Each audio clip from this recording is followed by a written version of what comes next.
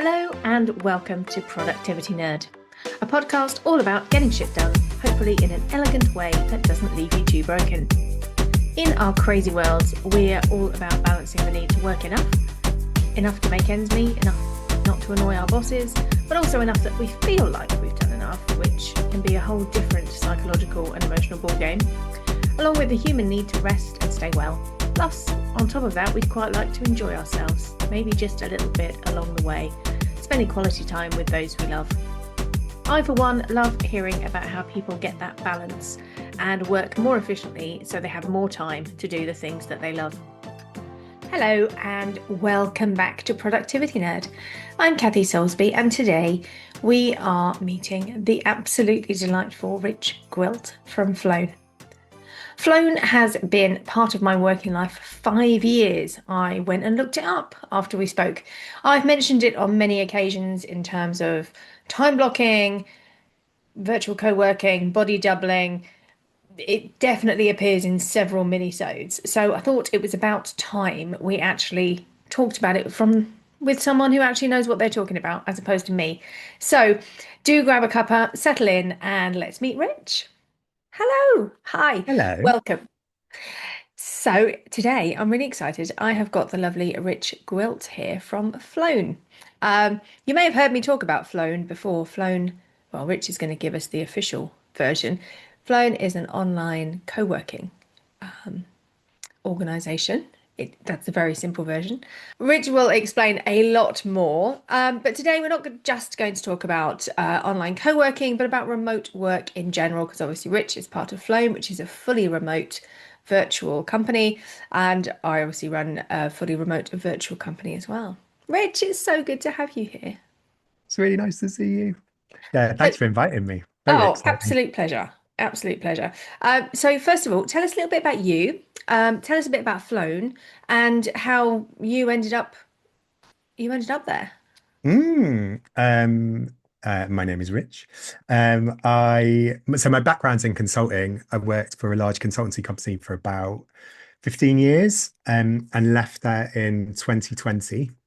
And as part of that, I'd done remote and hybrid working for years. Like, I'd worked in, I think I counted it once, it's something like it's 23 or 25 different countries. Like, I moved around a lot and worked with teams that were kind of all over the place for a really long time, so that was really typical for me. And I knew some of the challenges that came with that kind of remote way of working or hybrid way of working. And so I came across Flown. I was originally looking at, I was doing a bit of coaching and doing some facilitation. And I originally found Flown when I was looking for some facilitation work. And I fell in love with it, and got more and more involved with it. And yeah, so I now look after all of the live experiences that we run at Flown. I think we'll chat some more about some of those later. But yeah, that's my background. That's how I came to Flown. And Flown I really just want to parrot back exactly what you said. Flown is a is a virtual co-working and body doubling platform. So the basic premise is you can be anywhere in the world at any time, and you can join a Flown session, and there are facilitators there, and there are other members of the community there that will help to get you into focus, help you to get your work done, and feel a bit of connection during your day. So that's the basic principle. Fabulous. Yeah, and obviously we were trying to work out when I joined Flown, and we think it was probably before you Yeah. as a punter, obviously, rather than as a worker. But you and I met because, as well as the co-working, Flown also run. You don't call them sprints, do you? What do you call them? My brain has just melted. Accountability groups. Accountability groups. And Yeah. when I first set this podcast up, I needed to carve out some time to do it as a project. So I decided to join a very specific, I think, 6 weeks accountability Yeah. group. So this Yeah. time 2 years ago, that's what I was doing. And I was project planning, setting up the podcast. And that's how So we sort of good. got to know each other a Yeah, bit better. And here we still are, still doing it. Amazing. I know. And I love that I love that, what what an advert. 2 years later, the podcast is still running Yeah. and you and I get to chat on it. It's awesome. Yeah. Yeah, so we do accountability groups are great. I think you'll tell me. But they're basically containers of 6 weeks, and they're 6 weeks because it's kind of long enough to make an impact on something that someone wants to make an impact on. But short enough that if it's, like something they're doing on the side of their main job, they can kind of commit for a 6 week period. You can kind of go, okay, I can do that. I can carve that out for a while. But they're really small groups. So we deliberately have them between 4 or 5 people and a coach. And people bring the goals that they want to work on to those spaces, and they have the community that kind of the community of 4 or 5 that amp up the accountability and support for each other as they go. A little bit of a mastermind element as well if there are questions that come up, and then you have the coach who's there to kind of ask questions or to nudge you or give you encouragement as you kind of go along. Yeah, and the other thing Flown do, and I dip in and out of these, so they have a weekly sort of breath work session, which I Yeah, have fallen out of the habit of, but used to thoroughly enjoy. But also you have, and again, I dip in and out of these when I need them. There are yeah, recorded sessions of things, and some of yes. these are mental, but I love them.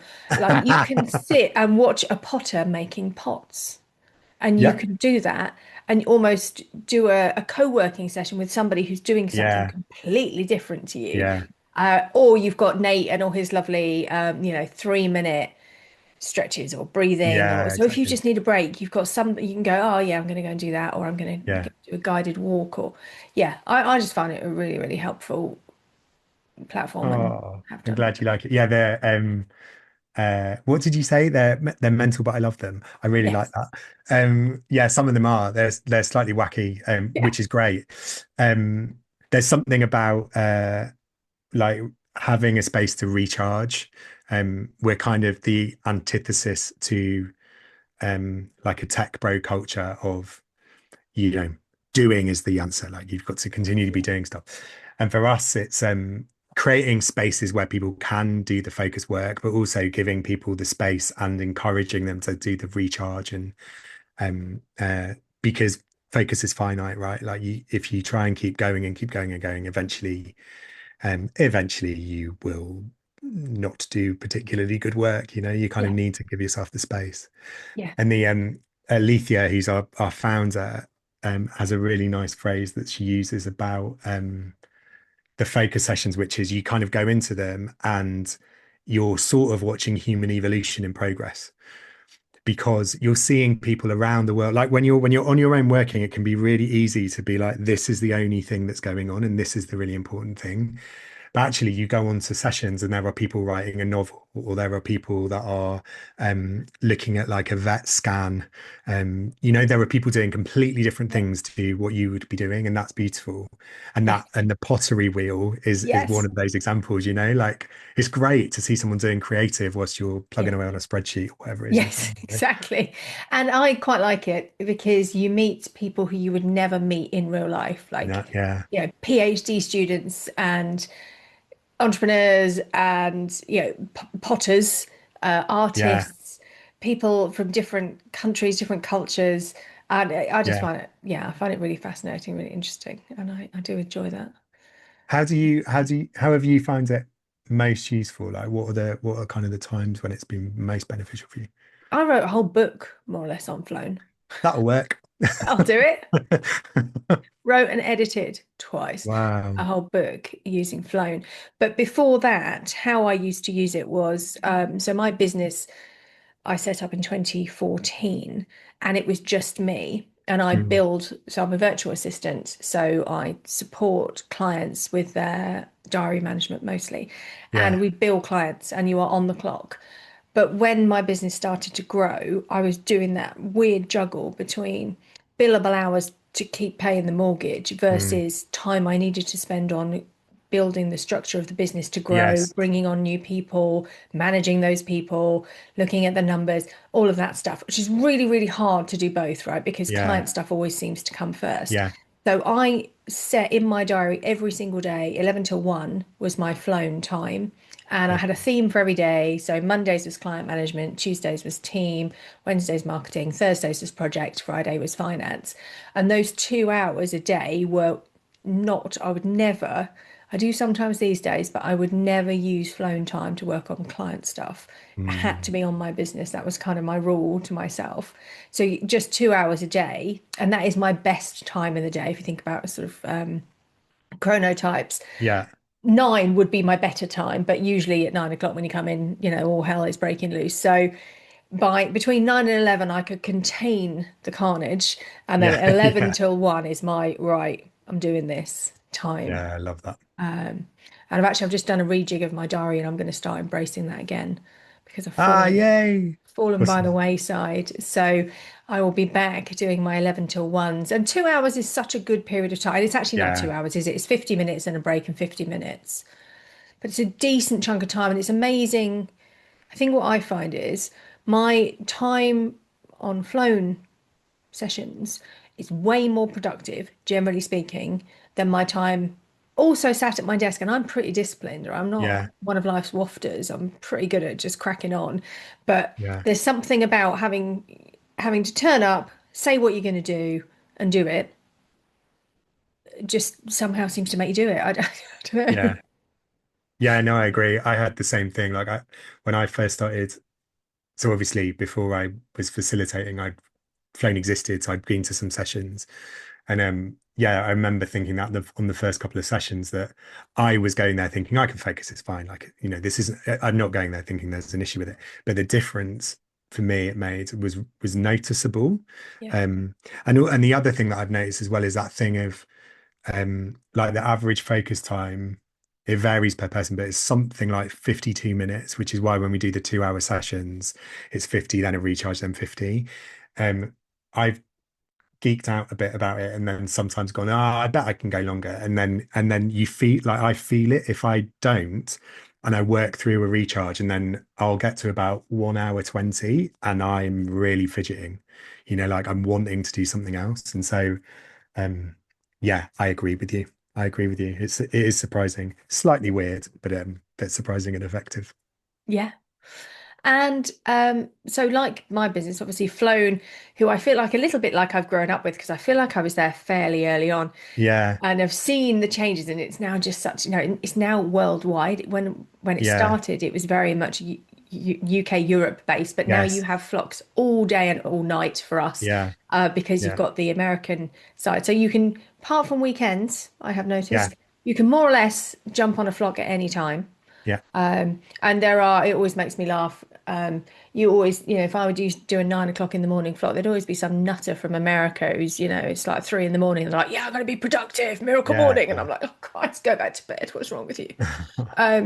But you'd always have people from different time zones and be like, wow, how are you function? I mean, yeah, how? But now they run all the time. There's probably still people who, are night owls who are there at 4 o'clock in the morning or yeah.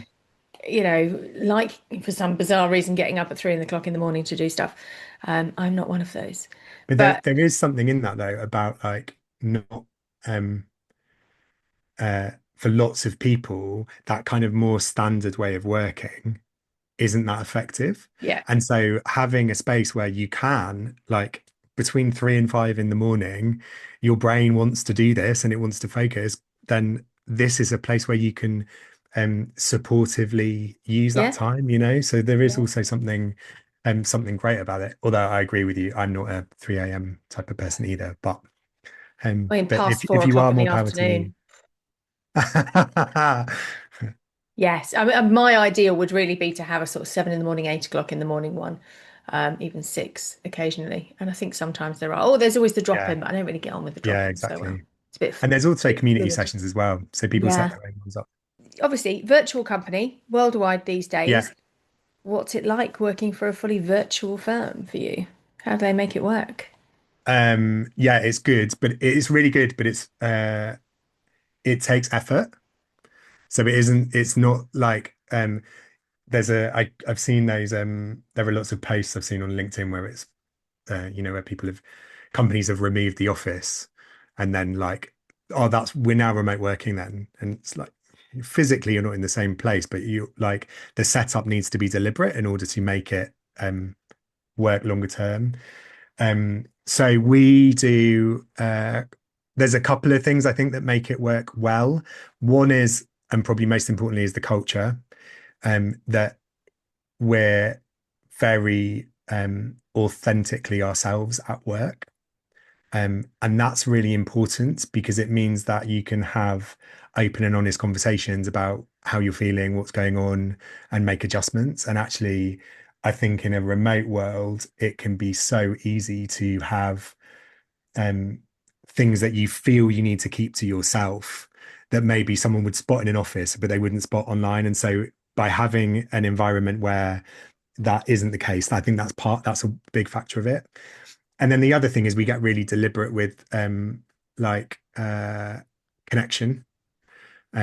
So we think about we have like sessions that are mandatory each week, which sounds, slightly dictatorial, but it's because we're being deliberately conscious about creating moments of connection for the team, like the water cooler moments you would have got in an office that you don't get. Um, and so, for example, we have a weekly facilitator call that happens late in the afternoon in a UK time, exactly so that most people can join. Um, and that's kind of split, like 50% of that is about company updates or coaching, and 50% of that is fun and a social, because having that sense of community and that feeling of being together with other humans doing something that's important means that it gives you that feeling of support as you go through the rest of the week. And so we have things like that, but it is conscious and thought about and deliberate, because I don't Mm. think those things happen without that. And I think remote No, work without that is tricky. it is.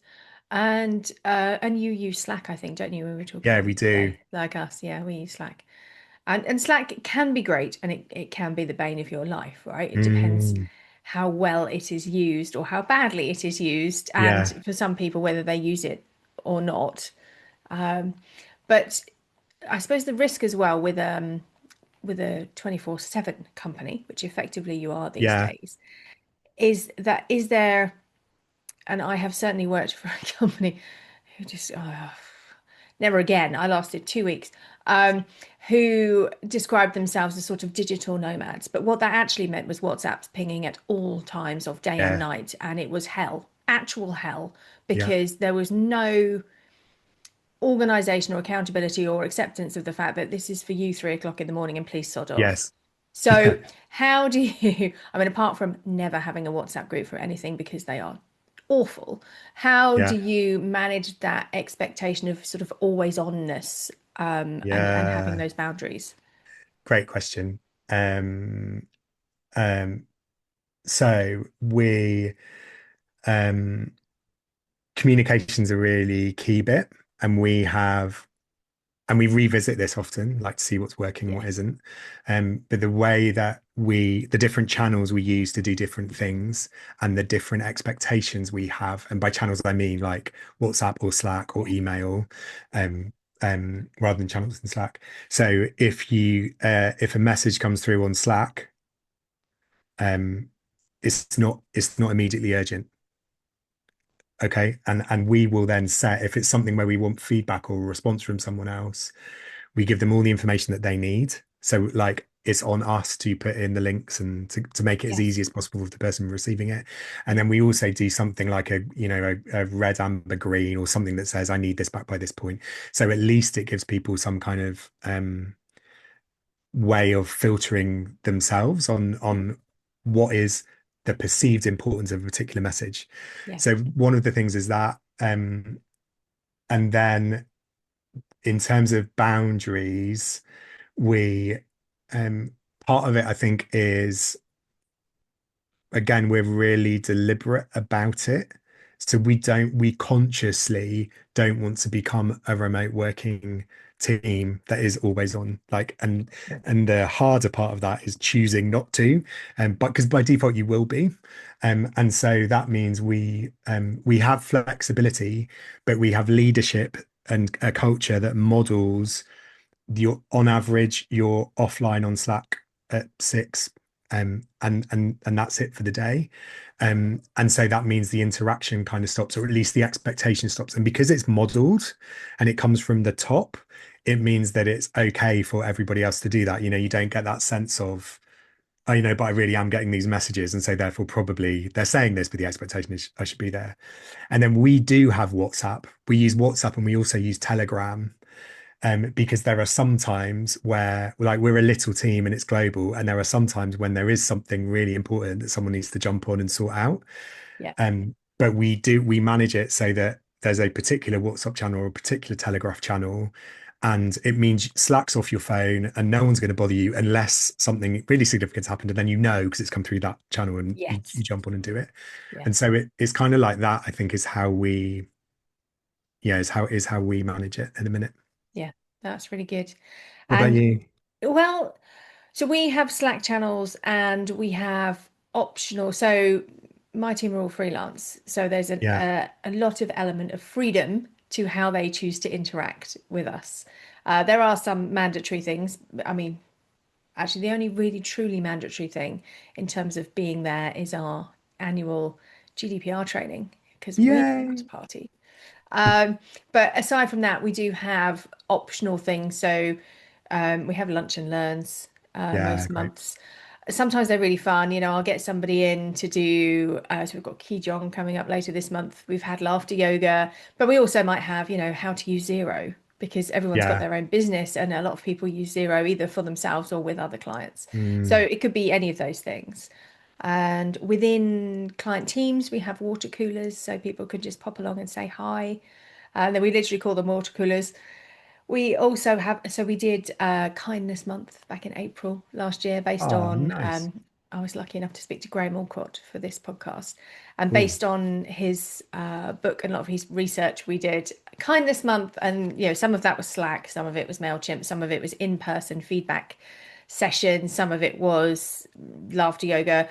We did all sorts of things, which again, people can choose to interact with or not. And one thing that Graham always says is it's not a treat people as you want to be treated, it's treat Mm. people how they want to be treated. Yeah.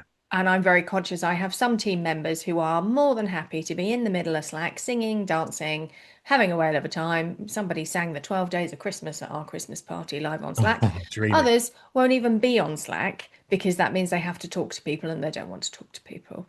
Now, the Yeah. service they deliver to the clients is equally as brilliant. They're Yeah. just different Yeah. personalities. I'm not going to force them to come and be sociable and, that's that sort of smacks of that office culture, isn't it? Where if you're Yeah. not out in the pub at 6 o'clock, there's something wrong with you. It's just Yeah. not, it's not fun. No one needs that.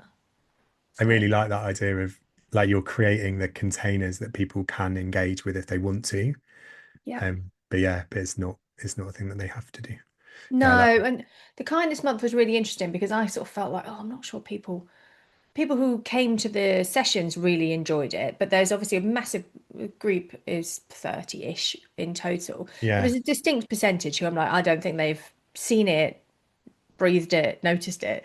But I had a surprising number of people afterwards went, oh God, that was really lovely. I really enjoyed that, even though they didn't necessarily participate at the time. So there's a passive absorption of team, Yeah. even Yeah. if you don't want to actually join in too much, which I Yeah. quite like. Yeah. Yeah. Yes. So obviously you're on flown. There are a few mandatory, and yeah, I'm not sure I love that word, but I know what you mean. It's like Yeah. it's still a business, much as we have a Yes. lot of flexibility and fluidity. Yeah. Stuff still has to get done, Yeah. right? Yeah. And one of the things that has to get done is building a rapport between team members. Yes. That's just inevitable.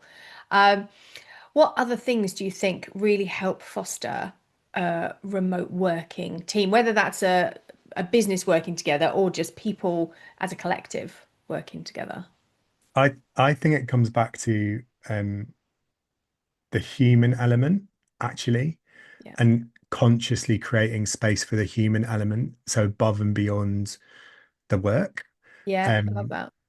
and so like and in remote world, um, it's more important to consciously create that space. Yeah. So we do, so we have, for example, we have two things we do as an internal team is So we the Slack channel stuff, a place where you can interact about non-work. So we have Smelleros where like people are at home, right? We've got one of our teams in Brazil and will regularly post like a walk on the beach in the sunshine, which I'll be honest, in the middle of January, I was like, oh, that looks great. Thank you for Yeah, sharing that. gritted Um, teeth. yeah, exactly. No, but it is really nice, like the things that people are doing or they've seen during their day, or like you can take a moment to appreciate it. Hmm. Let it vent. So let it vent, which is where you go if something horrible's happened to your car or whatever. Um, so you can get a bit of sympathy and a bit of love. Um, and then we also, as part of we've got two meetings at the minute that are mandatory. One of them is like a team weekly session where we update on the projects and we think about all the things that we're going to be doing over the next week. And the first 15 minutes of that is a social catch up. Hmm. So it will either be, well, how's your weekend? Or it will be, which I like, but the ones I love are more where there's like a question that someone brings up where we get to know each other. So like, Yeah. I don't know.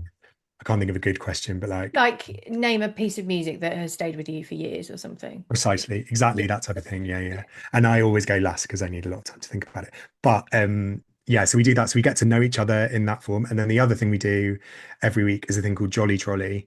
And I still don't know why it's called Jolly Trolley. There are other people Well, that do. oh. Do you know?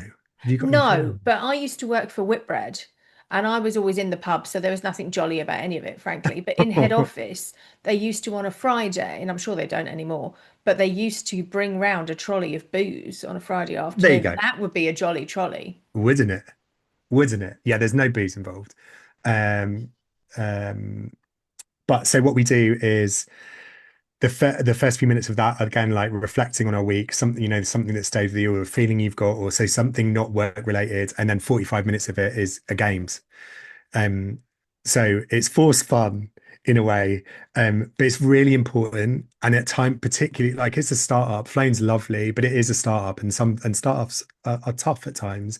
And so having that space to play when the times are tough and we know that we're together as people on a mission doing something important is massive. It makes a really, really big difference to the team. Yeah, absolutely. And obviously, we talked a bit about right up top about how um, we have found co-working. Yeah, Generally speaking, working from home on your own, some people are great at being productive. Some yeah, people go too far the other way and go yeah, down the sort of I working every single minute of every single day because I can, because I'm here. How do you think working at home, working remotely can be as productive as possible for people without obviously burning yourself out? yeah. I think it's a really good question. So some of it comes down. So there's there's like two bits to that question. I think one is like how do you get into modes that are productive? Mm, And then the other bit is how how do you set yourself the boundaries and hold yourself to the boundaries so that you don't end up in burnout? yeah. Um, and so the productive stuff for me comes down to um, that find the tools that work for you. So the big one we've talked about in this session is body doubling because that's what Yeah. Flown is based on. Maybe body doubling, it may be something different for you, and find the structures that give you support so you can get into and out of focus. There's something like 24 to 26 triggers that can get you into and out into flow, into Yeah. focus, and so it's kind of learning those and experimenting with them, and seeing 24. yeah, there's 24. Yeah, yeah. Well, Wow. 24 to 26, depending on the study that you read. I'll Wow. send you something afterwards.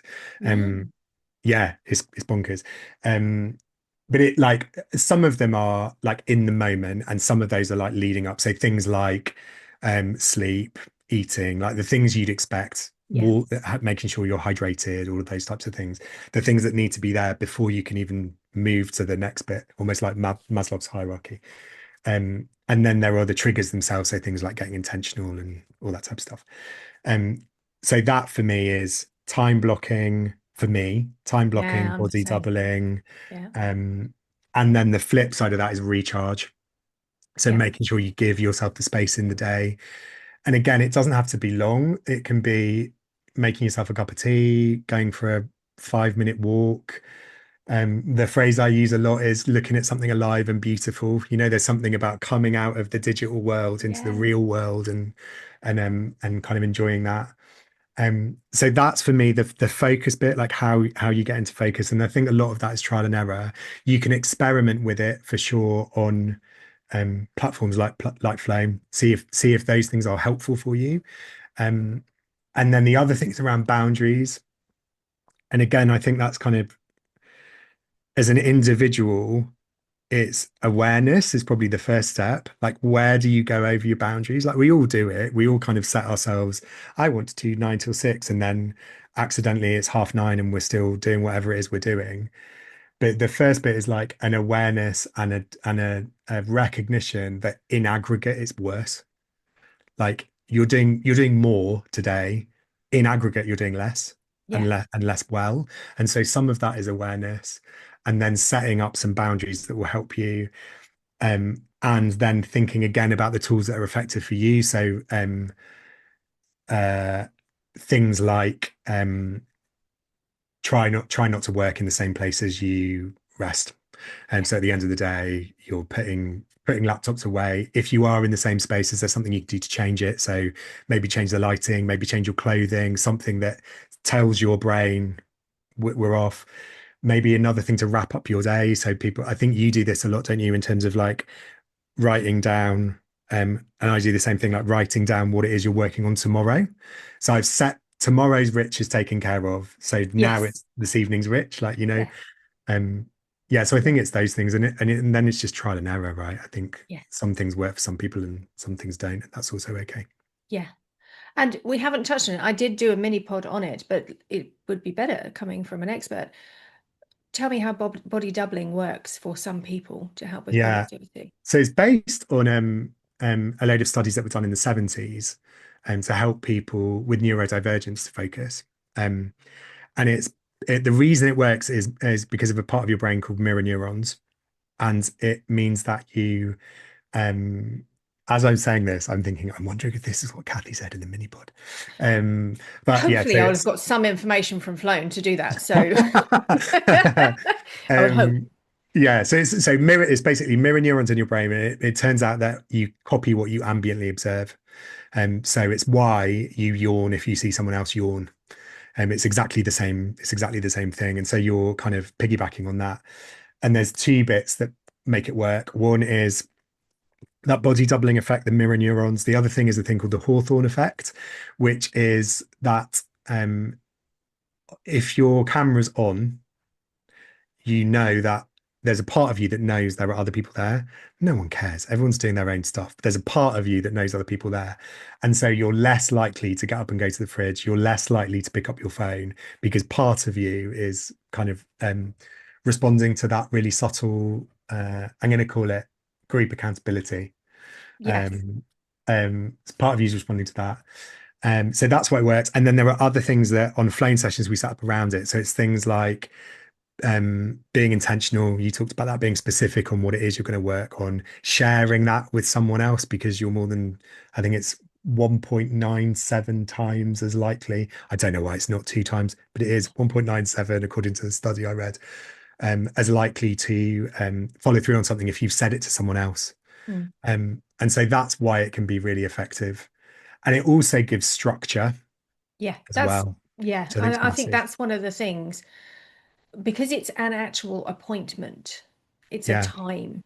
yeah, That is really helpful for me. Everything else, I have a friend, and I say, well, don't you just put the work you're doing in your diary? She says, that's just it's there. It's pretty. It doesn't mean I'm going to do it. And I kind of get that, right? yeah, Because if you just say, right, okay, I'm going to work on this thing from 11 till 1, and you're yeah, doing some client work and it runs on until 10 past, yeah, you're not necessarily going to stop. You're just going to think, oh, sod it. I'm just going to keep going with it. yes, If you've got an appointment in your diary yes, where you have to join on time, you're going to do it. yeah, yeah. And Yeah. there's also something about like if the absence of that is you're working in between meetings Yes. and it's always going to feel frantic and frayed and like I can't get to the thing. Whereas if we prioritize the time for focus in the same way as we prioritize meetings, then it will feel different. The Yeah. other thing I notice as well is if I'm particularly busy and then I really do detailed time blocking, the fact of having a block in on Thursday where I'm going to work on this thing takes it out of my mind. And then it's not kind of there constantly as a bit of cognitive load. So Yeah. there's also something quite freeing about it, like what you're not doing at the moment because you're taking care of that later. Yes. Yeah. And I have theme days, as Yeah, I I love said that. earlier. And I will, even in my inbox to a certain extent, anything to do with money, I just have a quick step that just throws it into a folder called Sort It Out Friday. And then I know it's going to get, and I just pick all that stuff up on a Friday when I'm Yeah, doing finance stuff. So I'm not switching between tasks constantly. It's yeah, all, all receipts, all things to do with paying things, all land in the same pot. But yeah, it is really nice when you look at your week and you plan it and you go, right, okay, I'm going to do a flock there and I've got to do that award entry or I've got to do that yeah. thing that's going to take me a bit of time. But you can literally put it in your diary and go, now I don't need to think about it until Yes, then. exactly. Love that. Yeah, Great. yeah, And I think the other thing I was thinking when you were talking about getting into flow state, yeah. I weirdly, I not weirdly, I love a word game on my phone, right? This is one of my morning rituals. I'll sit with a nice cup of tea, I'll have a game with the dogs, and then I'll sit and do my Wordle and whatever. And there's one that's quite tricky, and I get a bit kind of, oh, I can't do this, grouchy with it. And then I have to sit through that the first three words you do are going to be terrible. Mm, And then something clicks in. And that to me is flow state. And I think being on a flock, mm. because you're no, you're not stuck there. You can leave at any time, Yeah, right? No one's holding you prisoner. But because you've committed to doing, right, I've yeah, got this 50-minute thing, I'm going to do this thing, you're much more likely to suffer through a bit yeah. of that uncomfortableness because it isn't always easy getting into flow, right? It was Mm, not, mm, mm, mm. especially when you've had a busy morning or whatever, you've got to Yeah, change your brain, you've got to focus, and it's not easy for most of us to just go, right, okay, now I'm in the zone. yeah. Sitting through that discomfort, I am way more likely to do that on a flock than I Yes, am if I'm just at my desk. yeah, yeah, absolutely. And there is also something, isn't there, about like uh James Clear talks about like getting started, right? Like, and Yeah. that what the flock is letting you do is that it's holding your hand through that bit. Absolutely. Yes. Yeah, exactly. Exactly. Amazing, Rich. I'm sure we could talk about this all day. We already had one or two geek off conversations before this. We could probably keep going forever because we both kind of go, oh, time blocking. Yeah. Oh, post-it. Both total productivity geeks. If you could give one bit of advice to somebody who works virtually, who wants to be a bit more productive, what do you think that would be? Um, I'm gonna go. I'm gonna do three words. Okay, Uh, um, time block, body double, recharge. love it. Love it. With those three, you could probably conquer the world, frankly. Exactly. Yeah. That would One day cover at a you for time. everything, Yeah. wouldn't it? Yeah. Yeah. Yeah, I have been known on my little recharge breaks to just cuddle a dog for 2 minutes. Oh, lovely. Bit of fuzz fest. It's great. It's Yeah. tactile. It's alive, mostly. Yes. And beautiful, alive and beautiful. Beautiful. Yeah. Yeah. I also have fields out there, so I can sort of just do that and see for Oh, miles over fields. But you forget to do these things, and what I quite like about Flock is that they remind you to do yeah. it, even just a 3-minute thing. However, sometimes it's a quiz, sometimes it's a stretch, sometimes it's a Yeah. go and read a book, even. And I kind of never think to do that in the day as a No. break. Just go pick up my book and read for 5 minutes. Why not? It's not And I difficult. don't either. Like, so I No. use it as a member as well. Yeah. And like, so I'll have facilitators who will then nudge me to do something. I'm like, oh, thanks. Like it's just given a little bit of loveliness to my day that I wouldn't have had. Yeah. Yeah. Yeah. No, that's fabulous. Brilliant. So we'll share all the details of you and Flown in the show notes. I will have shared it before when I talked about them, I'm sure, as a mini flock about accountability and co-working. I've even done two different ones about body Ooh, doubling. I've done quite a few at this stage. And the mini ones are quite good just to get into a little idea, right, about nice. these things.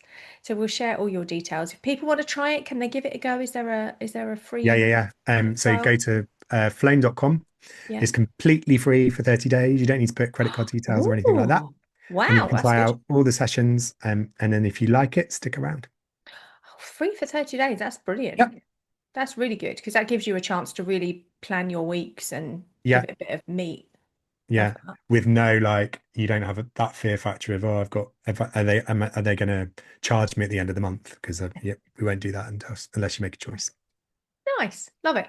Brilliant. Thank you so much, Rich. It's been an absolute pleasure chatting to you. And no doubt we will see you on another podcast in the future when we talk about something else. Yay. Thanks so much, Kathy. It's been a Pleasure. pleasure. See you soon. Bye. I really hope you enjoyed my chat with Rich. If you haven't tried it, go have a free trial. 30 days is flipping amazing. I don't think they used to do that when I started. I think it was like a week you could do.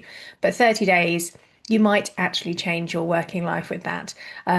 No sponsorship. I just think they're great. Until next time, I've been Kathy Soulsby, and that was Productivity Nerd.